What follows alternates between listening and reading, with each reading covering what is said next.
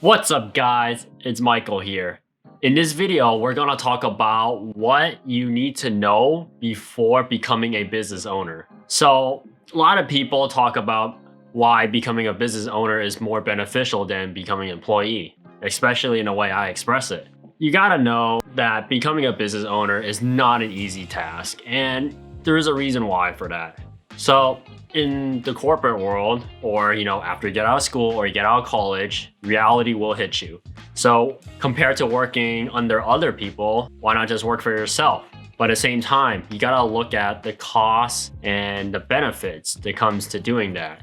So here I'm gonna break down before you dabble your feet into the business corporate world of becoming one of the entrepreneurs or owners. You gotta understand that it's a very difficult task. And here are some of the things I'm going to list that you have to consider before even starting. Because if you jump in blind, some people can jump in there blind and get away with it, and succeed, but most people will fail. And the reason why, it is very competitive out there. But at the same time, it's a lot more, easy at the same time. Depends the way you see it.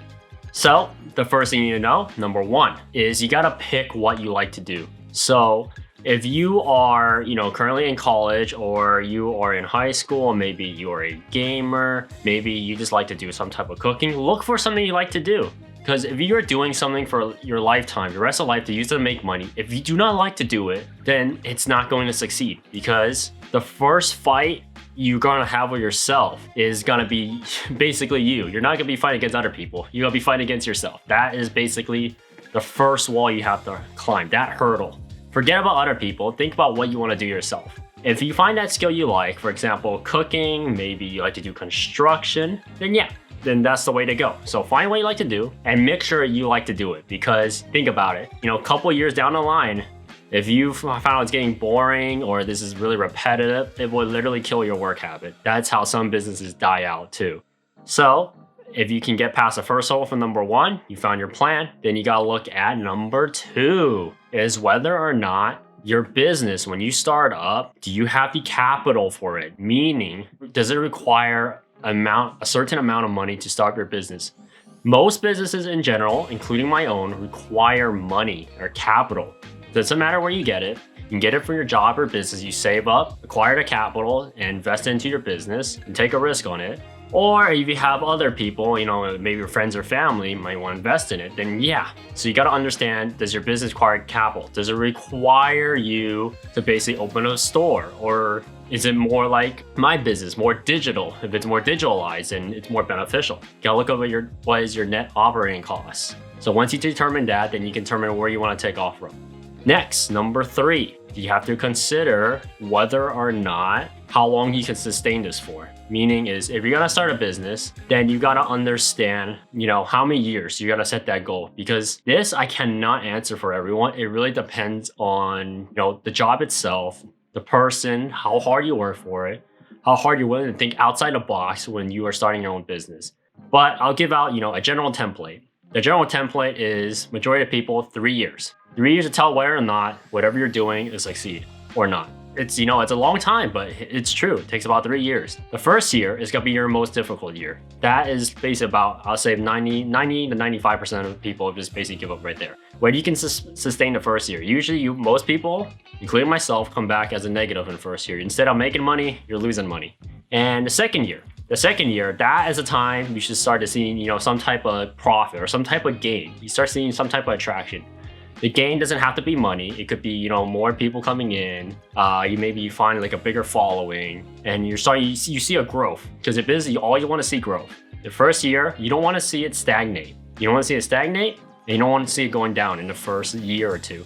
The third year, why I say it takes 3 years, because in the third year, that's the time you can decide whether you want to make it or break it. Meaning is the third year, that's the time you can see a future potential for this business that you are starting, that it's climbing. It's starting to be, maybe starting to make more money than whatever job you used to do. So if you work for someone, you're making like $100,000 in IT, guess what? For the third year, you should be making more money than you used to make. Maybe like 2 times, 3 times, 4 or 5, even 10 times. This really, depends on what type of business you're doing, but on average, 3 years. First year, most difficult. Second year, starting to see some improvement. And the third year, that's when you explode. And as for me, I see the strategy to handle true as to what I do, and same with my parents who started business, 3 years. That's when we see the, the best major improvement. Going down the line, number 4, before you get into the business, please, I tell so many people this, but no one ever listens. Even if you're watching this video, if you don't smash the like button down below and hit the subscribe button, you're doing yourself a disservice. Meaning is setting up a plan for yourself. Because if you don't set a plan for yourself, you're just going in full blind, as I mentioned earlier. So what I mean by setting a plan, if you're gonna get into business to whatever skill or whatever thing you wanna do, look it up. It's not that hard. Look at what other people do. So if you are a painter and you wanna start like some type of art business, or you're a tutor, look up what other people are doing. Look up what they are charging. And think, how can you market your situation different from theirs? What type of value you're gonna provide? Make us at least a basic plan. So if you gotta look up what costs that's come in, what costs need to come in and come out, what's your net gain margin? So when you're selling a product or service, so if it's art, you sell art, or maybe do drawings and service for people, look at how much money you're gonna make. Just make it like a simple graph. Make it like a simple graph saying that this is how much I'm gonna sell, this is how much I'm gonna make, these are how I'm gonna get people from. Period. Simple plan. At least it'll give you somewhere, to start, take your first step through the door and understand what you're getting yourself into. And going down the list, you have number 5. So number 5 is pretty interesting. It is based on advertisement. So advertisement itself these days, there's a lot of noise out there. You gotta learn how to break through that noise and find your own niche. Meaning, if you're doing some type of artwork and business, the internet is expanding. And people are looking for new ways and solutions to connect with each other. Meaning, go out more. So make connections with people. There's no way you can know what you can find out there. So if you go to events, concerts, maybe more business-like, you can meet new people, give you more new ideas. Don't block out every single idea. Take in advice and just find the one that works for you. Take it with a grain of salt. It won't hurt you. It'll just let you know what they think and does not align with you. And does theirs make sense that can help improve your business? If your end is to make your business work. So advertisement, there's 2 forms of factors you need to take in.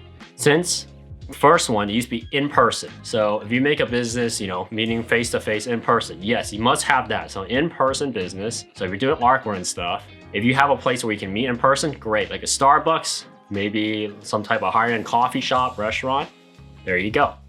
You have an in-person business, you can meet up. So those are usually clients are usually really serious in doing business with you.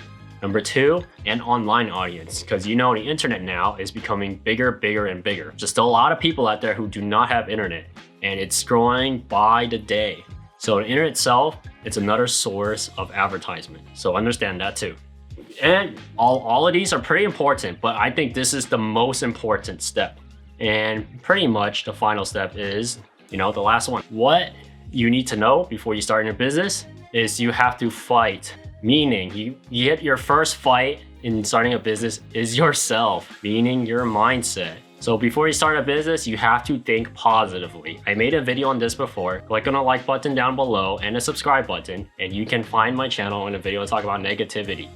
In a business, you will be dealing with a lot of people. A lot of people will put you down. So there are only 2 types of people to come to, teach you a lesson, or to come to help you. And at the same time, you're fighting against yourself. You have to think positively. You got to spin everything you see that's negative into a positive, because your first fight in starting a business is yourself. I say this so many times because it's always true. Because if you think you're gonna fail, you're already losing the battle before you even started. As simple as that.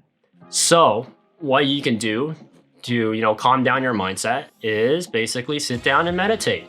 Spin things out in a more positive way. Basically, in a way, kind of fake it until you make it for your own mindset, for your own mental health. So you start a business, you gotta think more positive. And the most important part, why I see this, is because I see a lot of people start a business like, oh my God, this guy, this client threw me off. Oh no, this guy, he doesn't like my work. Oh, he doesn't like what I make. So what? Just take whatever they give you. Whatever, just take it as, maybe they're there to teach you something. If you treat it that way, you can spin it off a more positive ideal. And also, mindset itself, it's a really difficult thing. You gotta basically focus, by challenging your mind in a way that you can take control of it. If you cannot take control the way you think, like majority of the people out there cannot take control, they get so angry, see something little, they just snap and break, then business is not right for you. At the end, out of all these ideas, why you need to know before you start a business, they're all important, but at the end, is it right for you? It really depends on you. And I only suggest, and this is not financial advice, as a disclaimer, this is for entertainment purposes only, is the reason why you should start a business is it gives you an opportunity to think outside the box. An opportunity you do not have to work under someone. Basically, if you don't like the amount of money you pay from a specific job or skill, but you like that whatever you do, it just doesn't, support your financial needs, then a business is the way to go. Is a way to give it a shot, whether or not you can make it or break it. And that's all I have for you today. Please like, share, and subscribe. I'll see you next time on my channel. Peace.